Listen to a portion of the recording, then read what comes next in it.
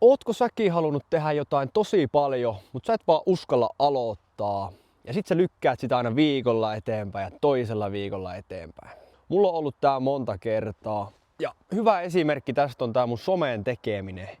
Mulla meni 5,5 vuotta ennen kuin mä uskalsin painaa sitä julkaisen nappia. Ja nyt mä vaan mietin, että oisinpa mä aloittanut aikaisemmin. Ja sit kun mä julkaisin ekaan videon, niin mä en saanut yöllä unta, kun mua jännitti niin paljon. Mut sit siitä tulee helpompaa, toinen kerta ja kolmas kerta on heti helpompia. Ja nyt tällä hetkellä mä en ikinä lopeta tätä. Mä saan niin hyvän fiiliksen tästä sisällön tuottamisesta. Joten jos sä haluat perustaa firman tai ruveta tekemään somea tai kirjoittaa kirjan, niin älä enää mieti.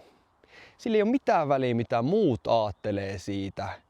Tai jos sä ootat jotain täydellistä hetkeä, niin sitä ei tuu. Nyt sovitaan näin. Kun sä oot nähnyt tämän video, niin sä meet ja sä aloitat sen sun juttus. Ei tekosyitä, ei ooteta ensi viikkoa.